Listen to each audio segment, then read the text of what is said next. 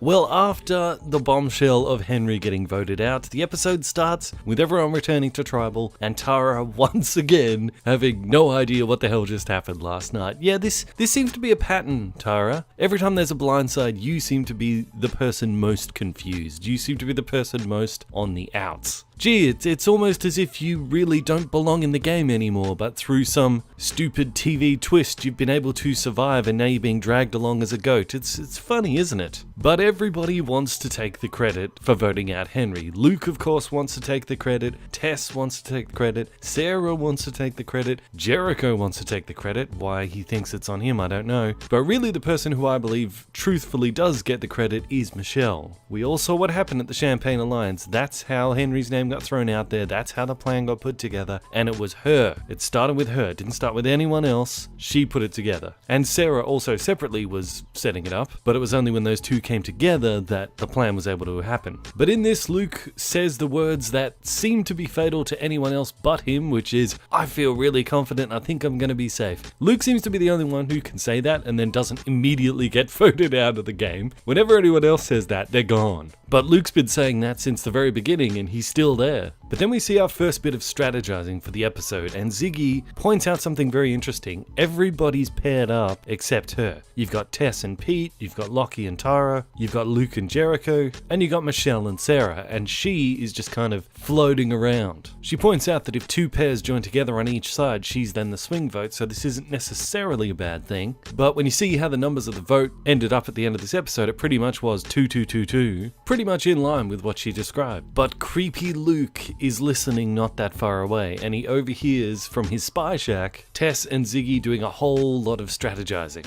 Now apparently Tess had told Luke at the Champagne Alliance she was no longer going to strategize with Ziggy because she's considered on the bottom with Tara and Lockie, yet here they are having a good old chat, and Luke decides he's heard enough, she's gotta go. Now I said recently, Luke likes to tout himself as the king, but he's going to have to actually come up with a plan of his own and initiate it before we can see whether he actually is the king. I mean, previously he's had a couple of votes go his way, he's had a lot of votes not go his way, he's had a lot of failed coups, but the votes that have gone his way have kind of like the Champagne Alliance. It seems to have been more someone else's plan that he's just kind of hitched his wagon to. But this, the blind side of Tessa, is 100% Luke. Now we can see whether he truly is the king, whether he can get it done or not. And credit where credit is due, pretty cool how he got his intel with the spy shack, very Tony Bledsoe-ish. And the blind side was successful, he did pull it off. So credit where credit is due, that's one head he can legitimately stuff and mount on his pedestal. I mean, I don't think he can put AK's head on his pedestal because AK did see through his plan and made a counterattack and Sarah blocked the counterattack, so that's really Sarah's trophy. I don't think you could put Henry on there because, as I said, Michelle was more behind that, but Tess, yep, that's one trophy you can definitely put up there, Luke. But it does make you think. I mean, sure, it's an impressive blindside taking out Tess, but is she really that dangerous that she merits a blindside? I mean, she's been struggling throughout the majority of the game. I mean, her troubles in this game go all the way back to the very beginning. She was in the alliance with Tara back when, that was when Tess and Tara's rivalry began, where Adam was running that and Adam was trying to take out AK, and the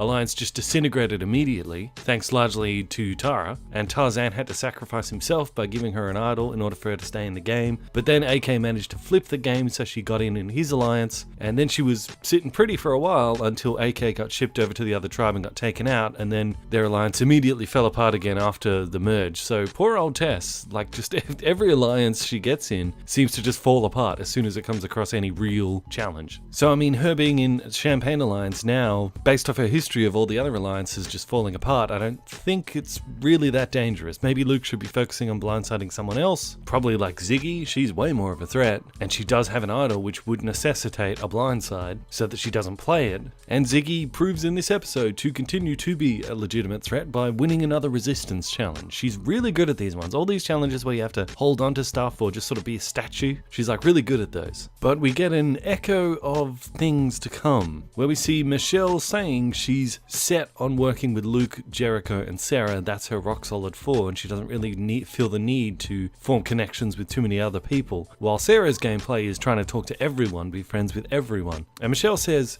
she's playing a dangerous game. She's going to get herself in trouble.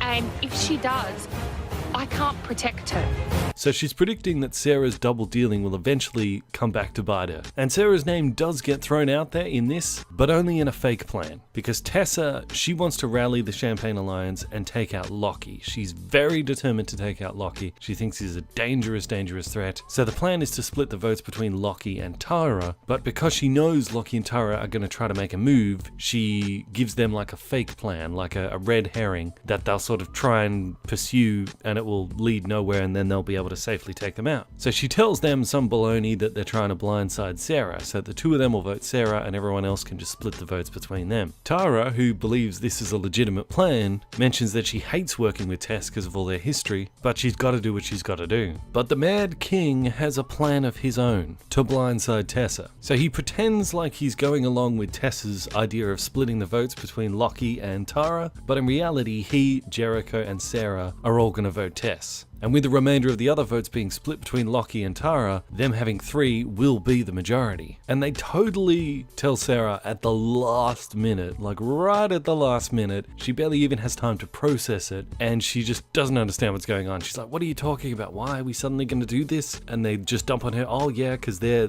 going to plan to get you out, which is something they did talk about. I have no idea how Jericho and Luke found out about that. Maybe they were in the spy shack, maybe Michelle told them, I don't know, but this seems to be enough to get Sarah on board. And I guess because she had such short notice, she didn't really have time to assess it. She just kind of felt like she had to go with it. She just had to go with her gut. And I think if she had more time to think about it, she might have realized once we take out Tess, we're then going to be outnumbered, and that's going to unite everyone against us. But she just didn't have time to think that far ahead. I mean, I can see why Sarah says Luke is too unpredictable to work with. That's why she wanted to get him out before in that other vote, which Survivor wouldn't let happen for some reason. So Luke dons his Henry flamenco shirt, keeping up his serial killer tactic of wearing everyone else's clothes that he votes out. And the blindside works, and Tess goes home, and Tara is confused yet again. And when we look at Tessa's gameplay, her strategy, I don't know what she could have done to avoid this, because this blindside was buried so deep within this new alliance that she had. I don't think there's any way she could have detected it. And I think the only thing she really could have done would have been at the last minute, told everyone, don't split the votes, just everyone vote Lockie. Then it would have been 4 votes Lockie, 3 votes Tess, 2 votes Sarah from Lockie and Tara who are following that fake plan. I mean, that would have protected her, but I mean, I don't know, is there another idol out there? Is there not? Because I mean, not splitting the votes, that opens you up to the danger of the person you're putting the votes on plays an idol, but then if you do split the votes, that opens up the way for a smaller faction within your alliance, like the Mad Kings 3, to turn around and backstab you. So it's this balancing act. But I mean, Tess had a difficult game. She had a difficult game, like her alliances just kept breaking apart because of what we mentioned previously, that thing she needs, she's got to pay attention to the bottom of her alliance and got to hold it together, and I know that's a lot easier said than done. And I guess it was just the roll of the dice in the game with Tessa, because to be fair, I don't think there's too many moves that she could have made that she didn't make, and she had no way of predicting this blindside coming against her, so it's just unlucky she decided to split the votes, you know? Otherwise, she'd still be in the game and Lockie will be out. So let me know what you thought of the episode in the comment section below, and until next time, I will see you guys in the comments.